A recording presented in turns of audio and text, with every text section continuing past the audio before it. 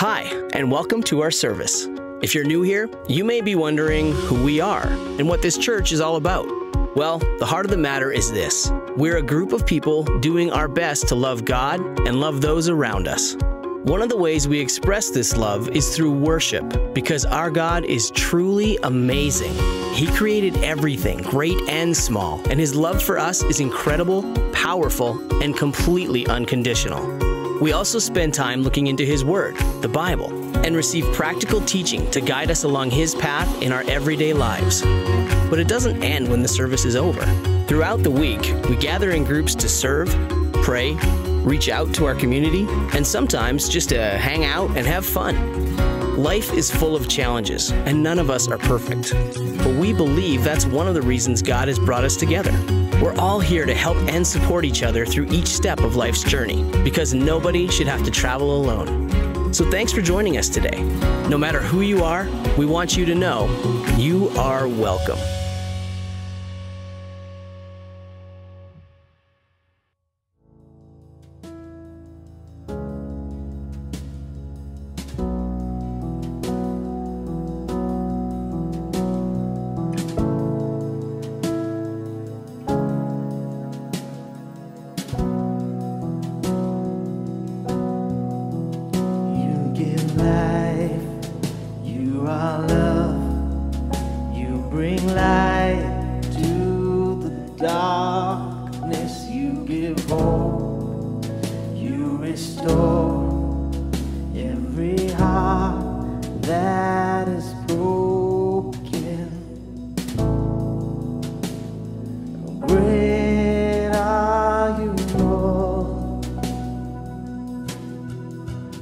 It's your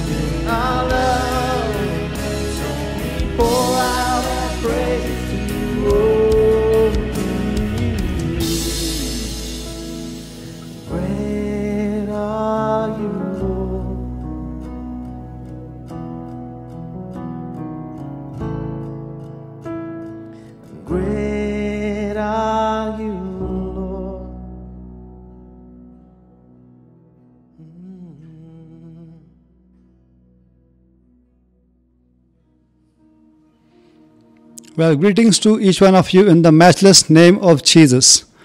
So, topic for today's sermon is blessings of wilderness. Oh, you would say, blessings in the wilderness?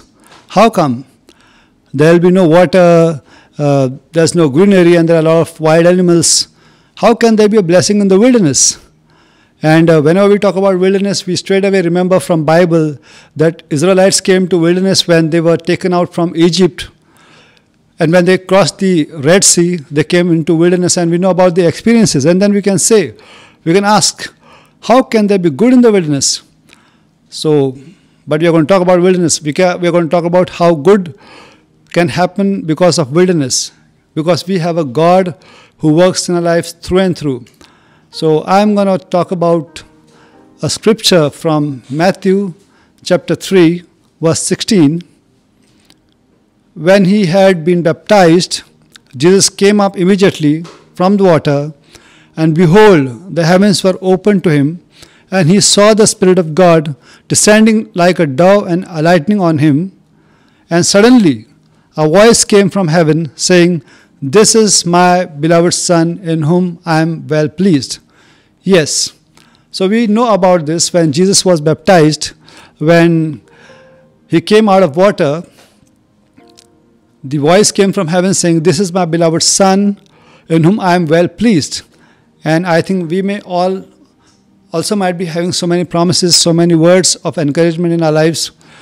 God has promised us blessings, and God has promised us well-being. God has promised us that He's going to take us through so many things, and He's going to take us to the promises that He has made to us. We have so many prophecies that have been spoken to us, maybe at least one or two.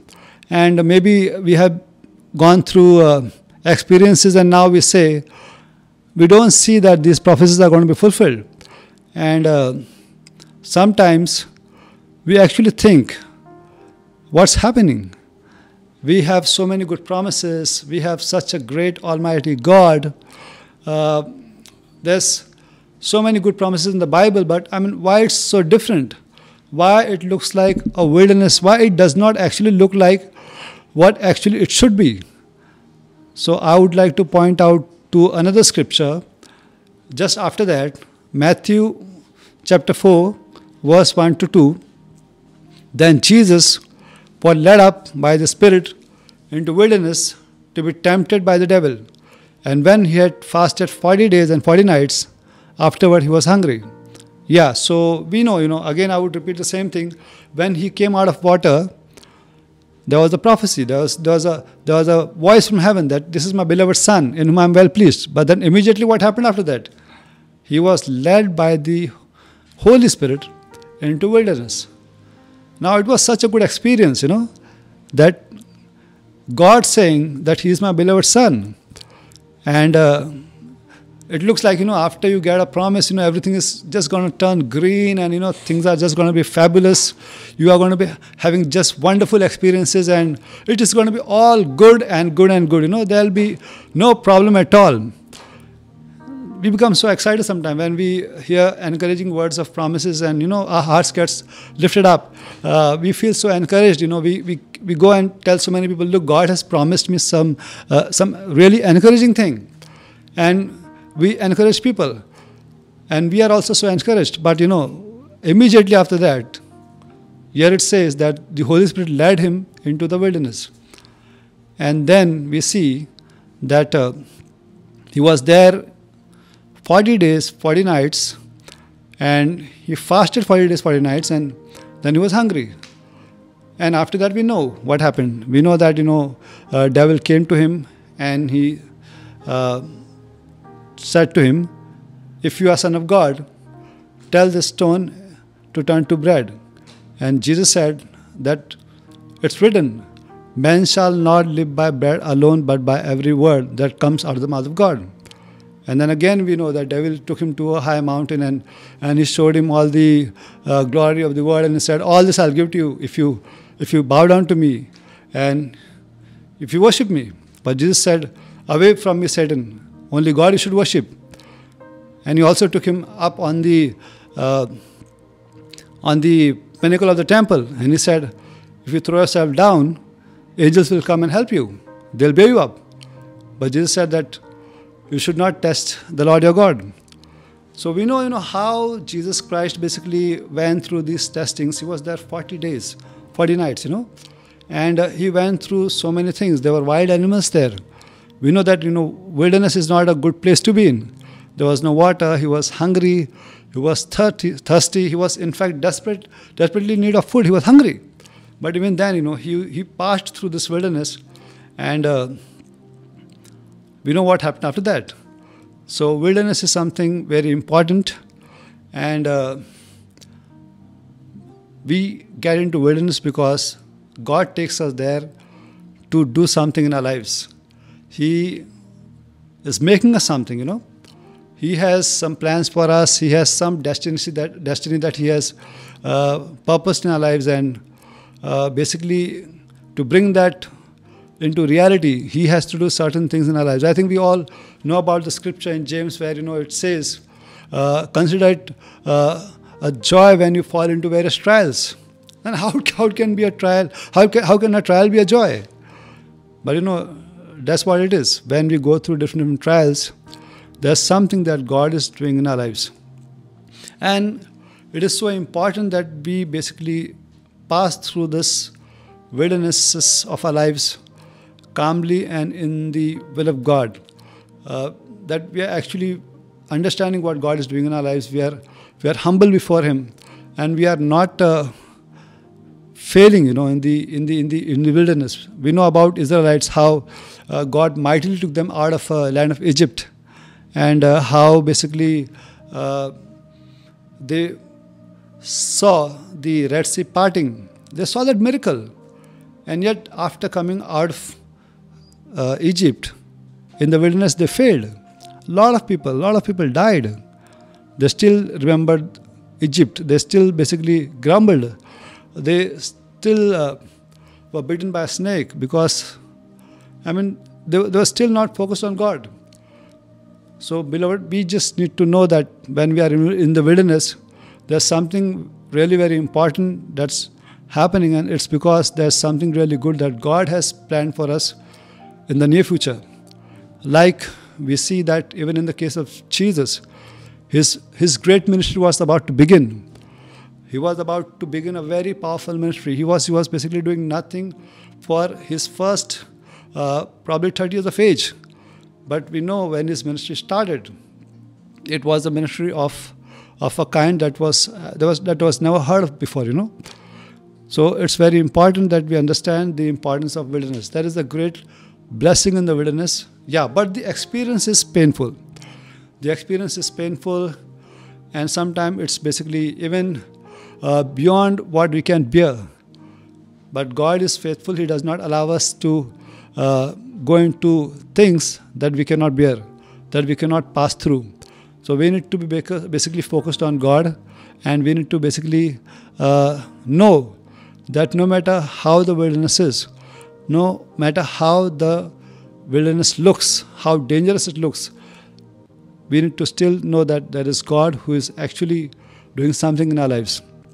We need to know that God is really, really doing something in our lives, and we need to be joyful for the fact that this really means that there's something really powerful that's going to be manifested, like it happened in the story in the case of Jesus. And then we go to Scripture, Matthew chapter 4, verse 23 to 24.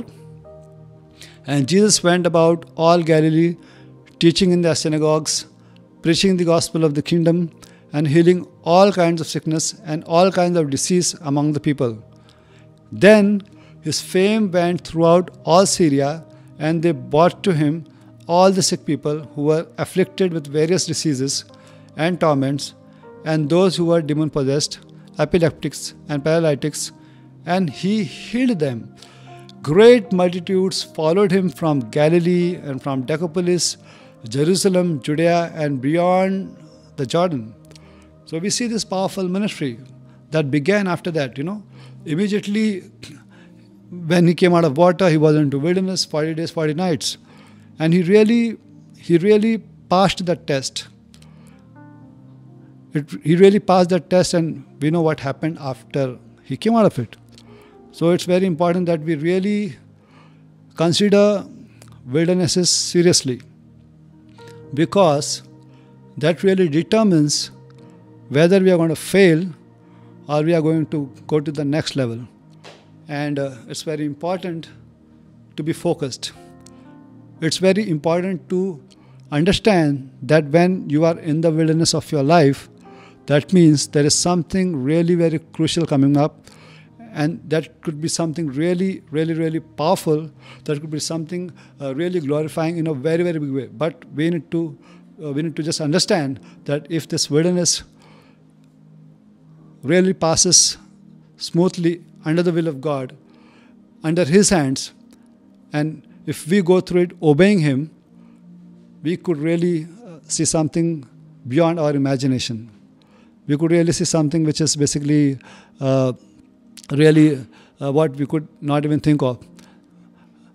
We see immediately after devil tempted Jesus, after he was done with tempting Jesus, we see in Matthew chapter 4, verse 11, that after that Satan went away and angels came and ministered to him. So basically, we can have these experiences, but if we really faithfully pass through the wilderness. Wilderness is something that is going to be part of every believer's life. It's not just going to be with somebody who is, who's a pastor, who's a teacher, who's a prophet, but it's going to be part of every believer. It's very clear. Every believer has to go through a wilderness, and after the wilderness is basically passed on, after we have faithfully gone through the wilderness, we can really see glory of God manifesting very powerfully. So one of the important things to be noted here is this, that we know that voice came from heaven saying that this is my beloved Son in whom I am well pleased. And Jesus took that word really seriously. And He knew that now He has to live the life of Son of God. And we know that, when He passed through the wilderness, He took all those trouble because basically He knew that after He has come out of that, He's going to be really showing Himself as a Son of God to the world. And that is what He did, So sometimes when we pass through various problems, we actually focus on problems, but we don't focus on what it is going to be after that. And if we really focus on what's after that, we can really pass through the wilderness so easily and so committedly. So I would encourage you all to basically not give up during wilderness and not fail, but really focus on God and give your best during the times of wilderness, so that when you come out of it, you have a glorious testimony and you really get into things that really glorify God. So all those who would like to give their lives to Jesus, I would like to encourage you all to make this prayer after me. I thank you, Jesus, that you died for me. Please forgive my sins. Come into my life. And now I would like to make a benediction prayer. And now the love of the Father, the grace of our Lord Jesus Christ, and sweet fellowship of the Holy Spirit be with you. Have a great week, blessed week. See you all.